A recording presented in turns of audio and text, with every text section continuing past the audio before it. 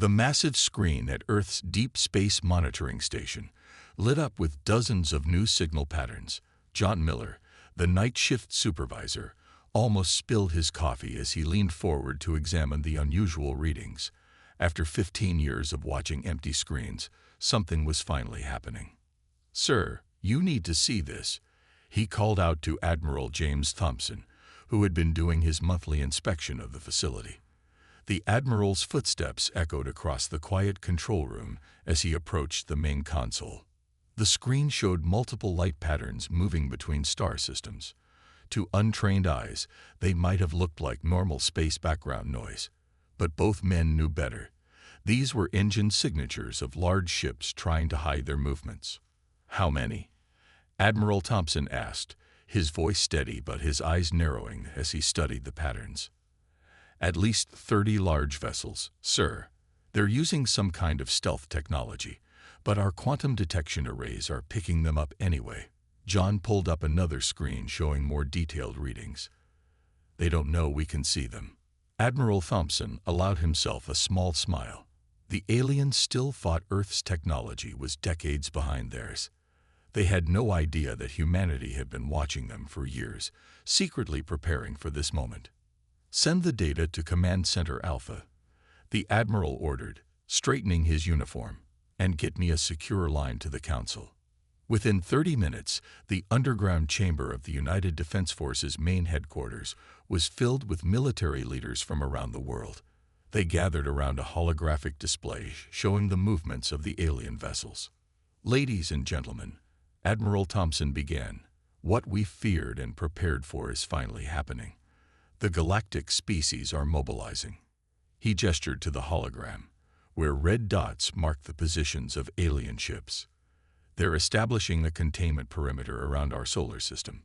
General Lisa Carter, commander of Earth's Space Fleet, stepped forward. "Our deep space probes have also intercepted communications between their vessels. They're discussing something called Protocol 617, a standard procedure for dealing with, in their words, potentially dangerous emerging civilizations." The room remained silent as the implications sank in. Humanity had known this day would come ever since their first and only official contact with alien life 2 centuries ago, a disaster that had taught them the harsh reality of galactic politics. "Our sensor stations in the Kuiper Belt are picking up more ships." John's voice came through the speakers. "They're being careful, moving slowly, trying not to alert us." Admiral Thompson walked around the holographic display, watching as more red dots appeared. "How are our preparations looking, General Carter?" "Everything is ready, sir. Production facilities on Mars are at full capacity but still undetected. The Jupiter shipyards are complete. The quantum shield network is operational." She paused, allowing herself a proud smile. "We've been ready for this for a long time." "And our special projects?" the Admiral asked. "Dr. Allen reports that Project Phoenix is ahead of schedule. The new quantum fold drives are performing better than expected. Our ships can outmaneuver anything they have." Admiral Thompson nodded, then turned to address the entire room. 200 years ago, they came to Earth thinking we were simple primitives. They tried to bully us, to force us into submission. Instead, they taught us the most important lesson in our history, that humanity needed to be ready. He pressed a button, and the hologram changed to show Earth's hidden defenses, layers upon layers of sophisticated technology that had been carefully concealed from alien observation. "They think they're coming to contain a primitive species that barely understands space travel," he continued. "Instead, they're about to learn why you should never underestimate humans. We've used their own arrogance against them, letting them think we were technological infants while we studied their every move." The Admiral's eyes swept across the room, meeting the determined gazes of Earth's military leaders. "For 2 centuries, we've prepared in secret. We've developed technologies they can't imagine. We've built defenses they can't detect. And now, when they think they're coming to cage us," he paused, his voice filling with quiet confidence, "they're going to discover that humanity has teeth." General Carter stepped forward again. Shall we begin Phase 1, sir? Admiral Thompson nodded. Send the order. It's time to show them exactly what humanity is capable of. Let's give them their final warning. 50 years earlier, on a cold night in Antarctica, Captain Mary Wilson stood in a secret underground facility, staring at a computer screen that would change humanity's future. Her team had just decoded a series of alien transmissions that had been traveling through Earth's space for decades. Play it again, she ordered, her breath visible in the cold air of the hidden base. The technician nodded and started the decoded message once more. The alien voices filled the room, discussing what they called primitive species management. Their words were clear now, translated after years of careful study. These humans advance too quickly. Their warfare capability is concerning. Standard containment protocols may be necessary. Mary remembered that day clearly as she now sat in Admiral Thompson's office. 50 years later, the Admiral had called her out of retirement because of the newly detected alien fleet movements. You were right all along, Thompson said, sliding a tablet across his desk to her. Everything you warned us about in your report is happening exactly as you predicted. Mary picked up the tablet, her aged hand steady as she read the current situation report. They're following the same pattern they used on the Centauri system, she said.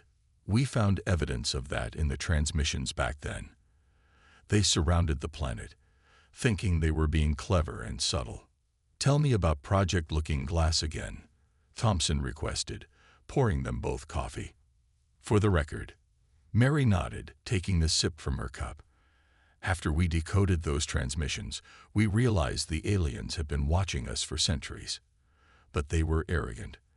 They thought their technology was undetectable. She smiled. That was their first mistake. The screen on Thompson's wall lit up with images from 50 years ago. It showed the construction of massive underground facilities, hidden shipyards, and secret research centers. We used their overconfidence against them, Mary continued. Every time they watched us, we made sure they saw exactly what they expected. A young species struggling with basic spaceflight, arguing among ourselves, acting like their idea of primitives. Meanwhile, beneath the surface, Thompson prompted. Meanwhile, we took everything we learned from studying their transmissions and tech and pushed it further than they ever imagined possible. They thought they were watching our every move, but they were only seeing what we wanted them to see. Mary stood up and walked to the window, looking out at the apparently normal city skyline. Behind that peaceful facade, humanity's greatest weapons and ships lay waiting. The underground cities on Mars, Thompson asked. Complete within 20 years of finding those transmissions, we used their own scanning blind spots to hide the construction. The aliens still think Mars is a dead world with a few small research stations. Mary turned back to face the Admiral. The quantum shield technology, reverse engineered from fragments of data in their transmissions, then improved upon. They still haven't figured out how we got it. A young officer burst into the office, saluting quickly. Sir, we're detecting more fleet movements. They're establishing a full containment grid now. Thompson nodded calmly. Right on schedule. Captain Wilson, would you like to show them what 50 years of preparation looks like? Mary smiled, remembering all those years of secret work, all the hidden advances, all the careful deception. Send the order to activate the Jupiter defense grid. Let's give them their first surprise. The officer rushed out, and Mary turned back to the window. Behind the holographic sky projection, she could see the real view. Massive defense platforms moving into position, hidden in plain sight. You know what the funny thing is, she said to Thompson. We found something else in those old transmissions, something they never expected us to decode. What's that? They're afraid of us. Even when they thought we were primitives, something about humanity scared them. Our adaptability, our persistence, our ability to fight against overwhelming odds. Mary's reflection smiled in the window. They thought containing us was the safe option. Instead, they gave us time to prepare. Thompson joined her at the window, watching as the defense platforms charged their weapons. "Well, Captain Wilson, your 50 years of preparation are about to pay off. Should we show them exactly what humanity has been doing with all that time they gave us?" "Yes," Mary said, her eyes gleaming with anticipation. "Let's show them why they were right to be afraid." Deep beneath the Pacific Ocean, in a facility hidden from even the most advanced alien scanning technology, Dr. Robert Allen walked through rows of quantum-powered ships. Each vessel represented humanity's answer to alien technology. "And then some. Beautiful, aren't they?" he said to Admiral Thompson, who had come to inspect the secret shipyard. The massive underground chamber stretched for miles, filled with vessels that would make any alien fleet think twice about attacking Earth. "How many?" Thompson asked, his footsteps echoing in the vast space. 500 in this facility alone." Robert touched the hull of the nearest ship, feeling the smooth metal under his fingers, and 3,000 more spread across similar bases worldwide, each one capable of taking on 10 alien vessels. They walked to a viewing platform overlooking the main construction area. Below them, robots assembled new ships with incredible speed, using technology that combined reverse-engineered alien tech with unique human innovations. "Show me the new shield system," Thompson said. Robert pressed a button on his tablet. A hologram appeared, showing a small test ship surrounded by a strange, shimmering field. "This is from yesterday's test," he explained. "Watch what happens when we hit it with the equivalent of their strongest weapons." In the hologram, massive energy beams struck the test ship. The shield didn't just block the attacks, it absorbed them, growing stronger with each hit. "They'll expect our shields to fail after 1 or 2 shots," Robert said, his eyes gleaming with pride. "Instead, their weapons will make us stronger. We learned this trick from studying their own shield technology. Then we made it better." Thompson nodded approvingly. "And the speed improvements? Even better." Robert led the way to another section of the facility. Here, a sleek black ship hung suspended in a testing chamber. "This is the Nighthawk, our newest design. Watch this." He entered a command into his tablet. The ship in the chamber seemed to blur, then vanished completely. A moment later, it appeared on the other side of the massive room. "Quantum jumping," Robert explained. "Their ships need huge engines and lots of power to move through space. Ours," he smiled, "we fold space itself. No engine flare, no energy signature. We're ghosts." An alarm suddenly blared through the facility. Both men turned as a technician rushed up to them. "Sir, the alien fleet, they're moving faster than expected. They've already reached the outer solar system." Thompson remained calm. "How many ships?" "Over 100 now, sir. They're being careful, trying to stay hidden, but our quantum sensors are tracking every move." Robert checked his tablet, reading the incoming data. "They're spreading out, sir. Classic containment formation, just like we expected." "Time to completion on the full fleet?" Thompson asked. "The last ships will be ready in 6 hours. Everything else is already prepared." Robert gestured to the vast array of vessels around them. "We've been ready for this moment for decades, Admiral. Every ship is crewed, every weapon is charged, and every system is tested." Thompson walked to the edge of the platform, looking out over humanity's hidden fleet. "You know, Dr. Allen, when I first joined the Defense Force, I wondered if we were being paranoid. All this preparation, all this secrecy, building a fleet that could take on the entire alien alliance. And now I'm grateful for every ship, every weapon, and every piece of technology we developed." Thompson turned to face Robert. "Send the order. Begin powering up all facilities, but keep them hidden until my signal." Robert nodded and began sending commands through his tablet. All around them, lights began coming on inside the ships. Crews who had trained for years in secret started their pre-launch checks. Throughout the massive chamber, the hum of quantum engines grew steadily louder. "One more thing, Admiral," Robert said, leading him to a sealed door at the end of the platform. "There's something else you need to see." something we finished just last week." The door opened, revealing a massive hangar beyond. Inside stood a single ship, larger than all the others. Its hull seemed to drink in the light, making it hard to look at directly. "This," Robert said with quiet pride, "is humanity's ultimate answer to any alien threat. We call it the Prometheus." Thompson stared at the massive vessel, understanding dawning in his eyes. "Is it ready?" "Yes, sir." Robert's voice was firm. "And when they see what it can do, they'll understand exactly how badly they underestimated humanity." Lieutenant Thomas Cooper sat in his stealth observation post near Jupiter, watching the alien scout ship approach. From the outside, his station looked like a small, harmless chunk of space rock. Inside, it held some of humanity's most advanced monitoring equipment. "Target entering Sector 7, his systems officer reported. "They think they're being sneaky." Tom smiled.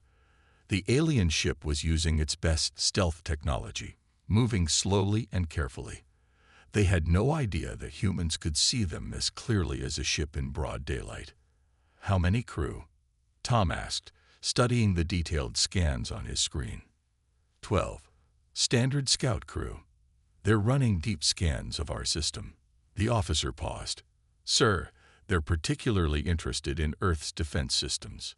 "Let them look." Tom leaned back in his chair. "They'll see exactly what we want them to see." The alien ship moved closer to Jupiter, its sensors sweeping the space around it.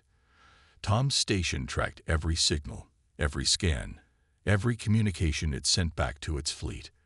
Thanks to decades of preparation, humans could understand their technology better than they did. "Sir," another officer called out, "they're approaching the first defense line." Tom straightened in his chair. This was the moment they had trained for. Begin recording everything. The rest of their fleet needs to see what happens next.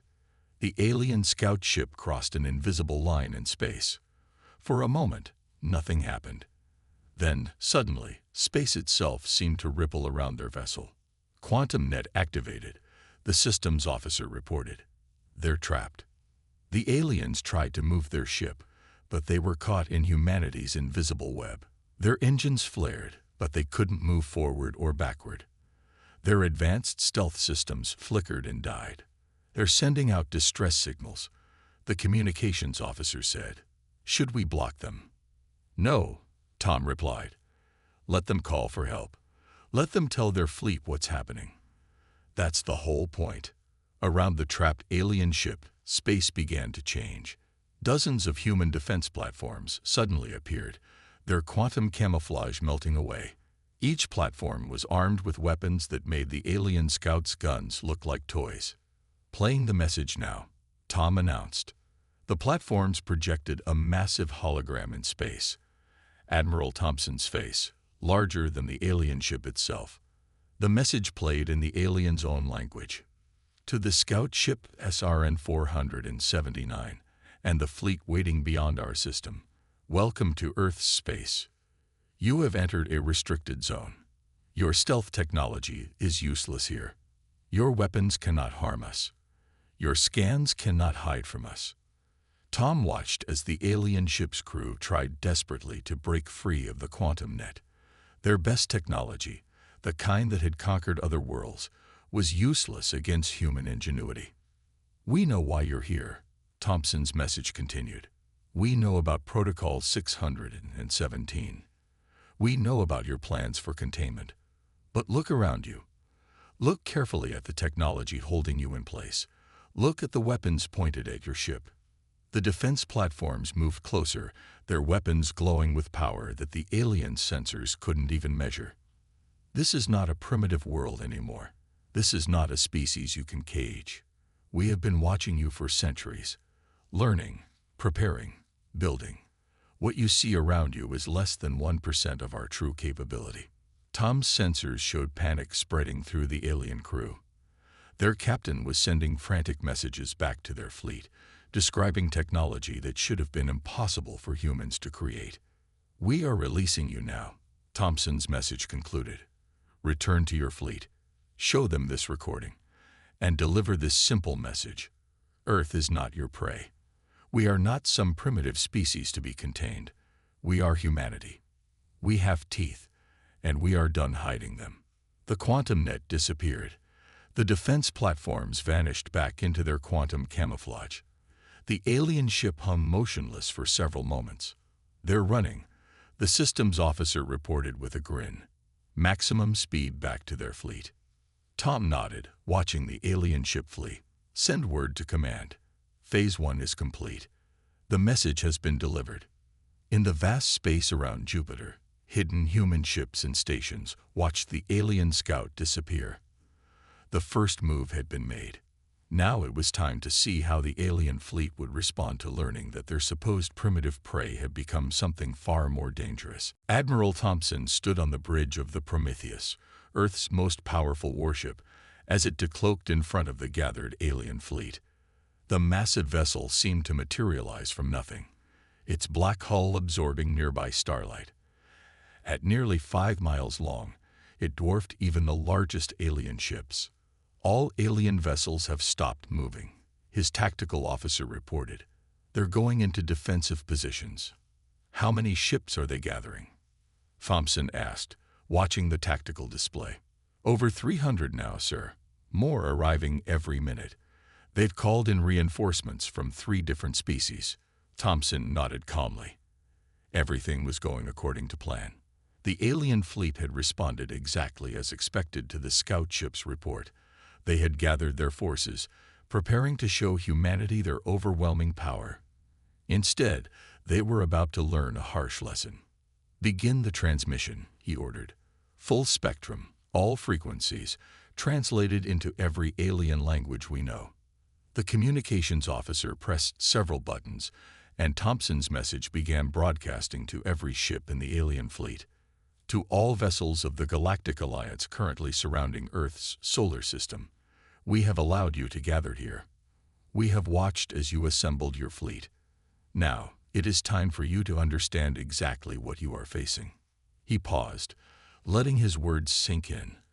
On the tactical display, he could see the alien ship's sensors desperately trying to analyze the Prometheus, failing to understand how such a massive ship could have appeared from nowhere.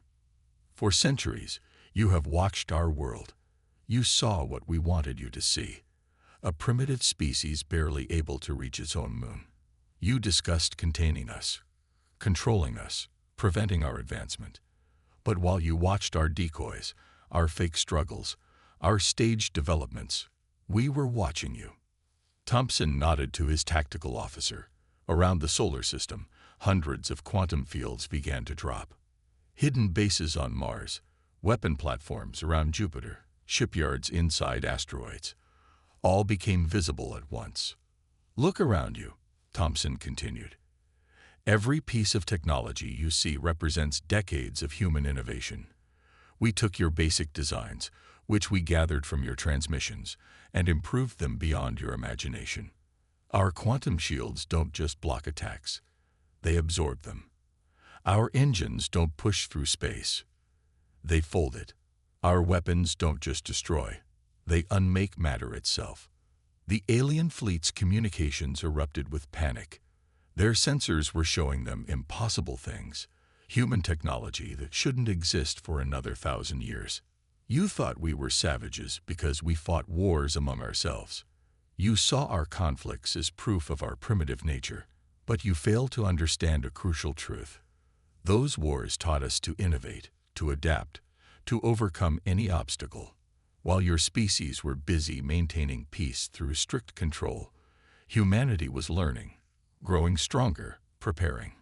Thompson walked to the front of the bridge, looking out at the alien fleet through the massive viewing window. "This is humanity's final warning. We do not want war. We do not seek conflict. But make no mistake, if you attempt to cage us, to control us, to treat us as primitives to be contained." He paused, letting the tension build. "You will learn why every human child knows the story of David and Goliath, and why we have always cheered for the smaller fighter who brings down the giant." At his signal, every human weapon system powered up simultaneously. The energy readings were off the aliens' charts, each human ship showing enough power to destroy a small moon. You have 1 hour to withdraw your fleet beyond the orbit of Pluto. After that, we will consider your presence an act of war. And believe me, you do not want to see what else we've been building in secret." The message ended. Thompson returned to his command chair, watching the alien fleet's reaction. Already, some of the smaller ships were turning around, preparing to flee. "Sir," his communications officer called out, "we're receiving transmissions from their command ships. They're requesting permission to send diplomats." Thompson smiled. Finally, after centuries of preparation, humanity would deal with the galactic community as equals, or perhaps as something even more than that.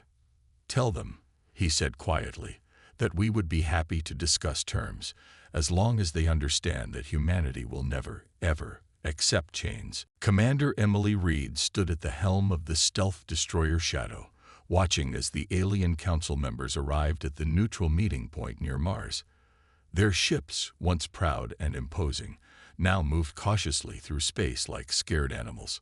5 diplomatic vessels approaching, her sensor officer reported, all unarmed as requested. Emily nodded. The alien council had called an emergency session after seeing Earth's true power. Now they were about to learn even more about what humanity could do. "Begin the demonstration," she ordered. Around Mars, dozens of hidden bases suddenly appeared. The planet's rusty surface seemed to peel away, revealing vast cities and shipyards beneath what had only been a holographic disguise. The alien diplomat ships actually stopped moving as they witnessed the impossible transformation. "Their sensors are going crazy," the tactical officer said with a smile. "They can't believe what they're seeing." Emily activated the communication channel. "Welcome, representatives of the Galactic Council. What you're seeing is just one of our many hidden developments. While you thought Mars was a dead world with a few small research stations, we built an entire civilization under your watching eyes." The main viewing screen showed the alien diplomats' shocked faces. Various species, all supposedly more advanced than humans, stared in disbelief at the massive structures being revealed. "Impossible," one of them finally said.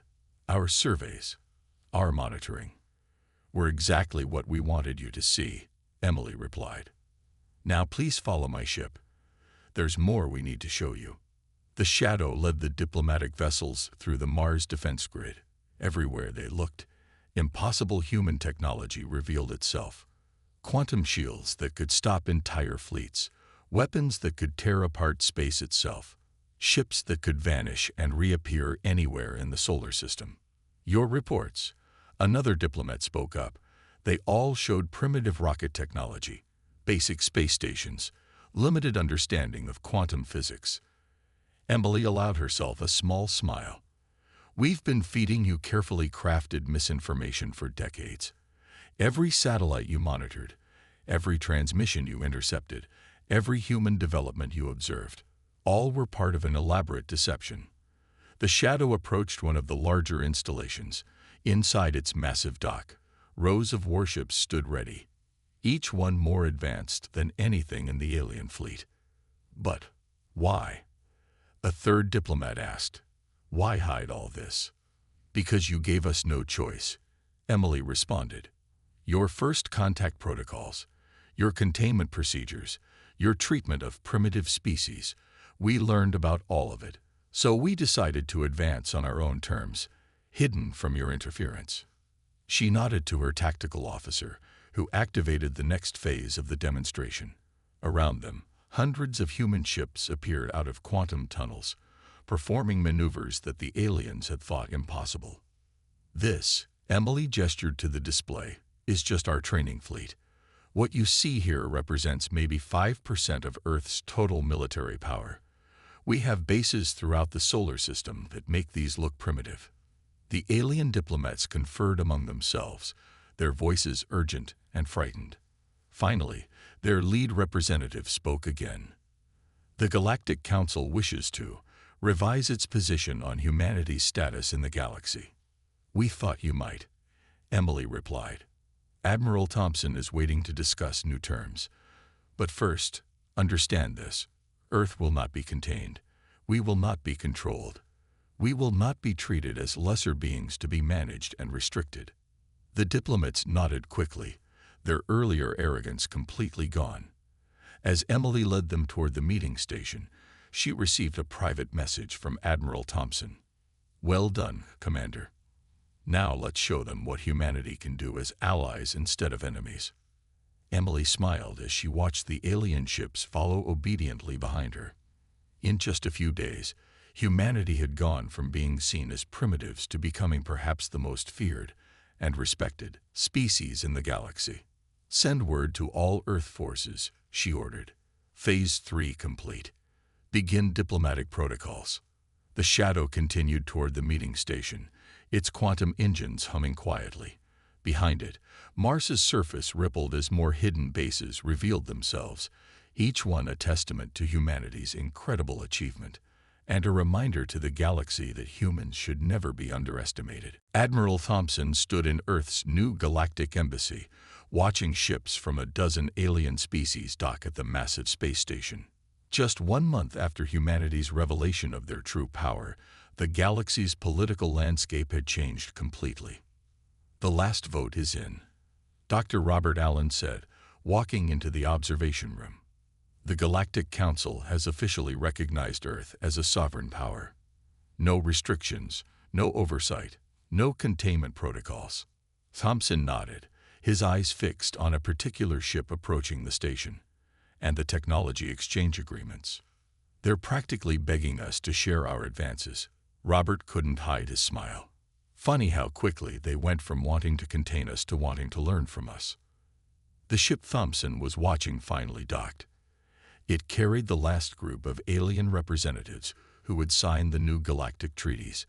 But that wasn't what interested the Admiral. "Show me the deep scan," he ordered. A holographic display appeared, showing the alien ship's internal systems. Their quantum sensors, once thought undetectable, were actively scanning Earth's defenses, just as Thompson had expected. "They're still trying to figure out how we did it," Robert observed. "How we hid so much for so long." "Let them look." Thompson turned away from the window. "Every scan, every probe, every investigation will just show them more of what we want them to see." They walked together through the station's corridors, passing aliens of various species who now bowed respectfully to the human officers. Fear and arrogance had been replaced by a cautious admiration. "What about the Prometheus?" Robert asked quietly as they entered a secure conference room. "They're especially interested in that." Thompson activated the room's privacy shields before responding. "What they've seen of the Prometheus is impressive enough. They don't need to know about its true capabilities." The conference room's main screen lit up, showing a real-time map of human space. The visible defenses, bases, and ships were impressive, but Thompson and Robert could see the hidden layers, the quantum shields covering entire planets, the temporal defense grids, the ships that could crack worlds if needed. "We're showing them 30%, Robert said, checking his datapad. "Mary Wilson's original plan suggested we reveal up to 50% of our capabilities." "30 is enough," Thompson replied. "Enough to ensure peace, not enough to reveal all our cards." He paused, studying the map. "Have they found any of the Phase 2 sites?" "No, sir. The quantum camouflage is holding. They still think Mars was our biggest secret." Both men smiled at that. Mars had been impressive, yes, but it was a deliberate display. The real secrets, the technologies that would make even their current revelations look primitive, remained safely hidden. A young officer entered the room, saluting sharply. "Sir, the alien representatives are ready for the final treaty signing." Thompson nodded. "Very well. Doctor, shall we go make history?" They walked to the station's grand chamber, where representatives from every major galactic species waited. The fear in their eyes had been replaced by respect, but Thompson could still see the underlying caution. Good. A little fear, properly managed, would help keep the peace. "Today," Thompson began his speech, "marks a new chapter in galactic history. Earth joins the galactic community not as a primitive world to be contained, not as a threat to be managed, but as equals, perhaps even as teachers. The alien representatives nodded eagerly. Many of them had already submitted requests for technological cooperation, for learning exchanges, for military alliances. "We offer friendship," Thompson continued, "and we ask only for respect in return. Humanity has shown you a fraction of what we can do. Remember that fraction if you ever consider testing us." The treaties were signed, hands and appendages were shaken, and a new era of galactic politics began. As the ceremony concluded, Robert leaned close to Thompson. "They still think they've seen our best weapons," he whispered. "Should we tell them about the solar system defense grid?" Thompson shook his head, watching the aliens celebrate what they thought was their complete understanding of human capability. "Let them think they know our limits. After all," he smiled slightly, "keeping a few secrets worked pretty well for us the first time."